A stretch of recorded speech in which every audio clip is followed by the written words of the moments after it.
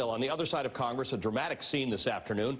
Vice President Mike Pence had to come in to break a tie in a key motion involving yet another controversial judicial pick by President Trump. This time it involved Thomas Farr, nominated to be a U.S. district judge in North Carolina. Farr has faced a lot of criticism for his previous work in North Carolina, defending state laws that Democrats say disenfranchised African-American voters. And as NBC notes, Farr is an employment lawyer in Raleigh, quote, where he has been lead counsel defending clients against racial discrimination and workplace violation complaints.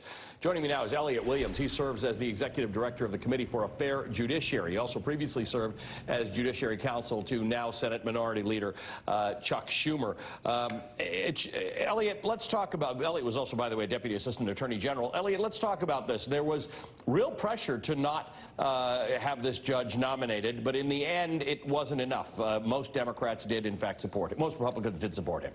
Look, judicial nominations are a point of orthodoxy for conservatives in a way that they're not for Democrats. Now, it was wonderful that the Democrats were able to be united on this, but what we're seeing here is a bigger problem, which is that the left just needs to get excited about judges. And until they do, we are going to keep seeing nominees who have spent their entire careers disenfranchising black people, which is ultimately what Thomas Farr has done. This is a bigger, much bigger issue than any one nominee. It is sort of about how conservatives have judicial nominations and this very issue striking to the core of who they are and what they've done. And as you see, the president and the majority leader of the Senate have committed to packing the courts with individuals like Thomas Farr. And we're going to keep seeing this process play out again and again and again until people really start getting excited about it. And it continues to be a point of success. The president likes to say promises made, promises kept, and we often fact-check those because some of them are nonsense, but this one isn't. The president has done something that we're not even sure he's ideologically committed to, but he knows that the base likes, and that is confirming judges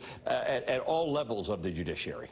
Yeah, absolutely. Look, we saw a Supreme Court justice who, by many measures, should not have been confirmed to the Supreme Court ever, either, given all of the baggage that he brought with him, including credible claims of sexual assault. So you have up there, you also have district court, trial court nominees. Like, think of one individual who'd never tried a case. I think he was 36 or 37 years old. And the most interesting thing in his background was that he'd written novels as a ghost hunter. This was Brett Talley. Another individual, Jeff Mateer, had said that transgender children, I think, are the work of Satan or Satan's spawn. You are going to keep getting nominees like this, given how dug in the right is on packing the court with individuals like this. And frankly, a lot of the responsibility falls on the left. It falls on voters to making judicial nominations a priority, and it falls on the Democrats of the United States Senate to stay lockstep. And they should be commended for their staying together on this. But this is, this is, as I said, I used the point that he devoted his life to disenfranchising black people.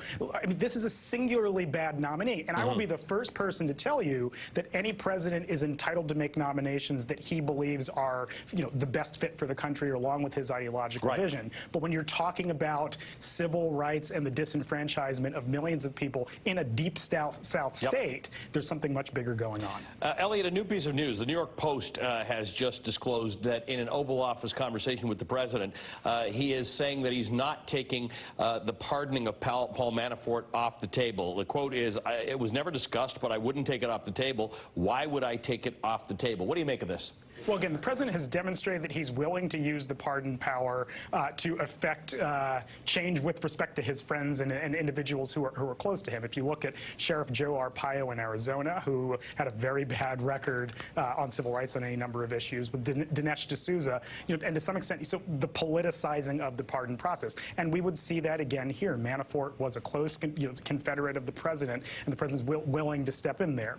There's over the last couple of days, there's been reporting about Manafort is in this joint defense agreement with other attorneys talking.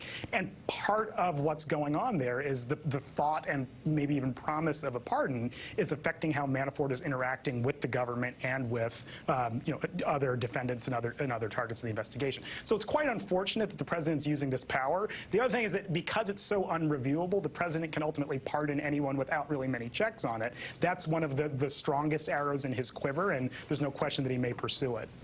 All right, Elliot, always good to talk to you. Thank you so much. Elliot Williams is a former Deputy Assistant Attorney General, former Judiciary Counsel to the Senate Minority Leader Chuck Schumer. Developing this afternoon,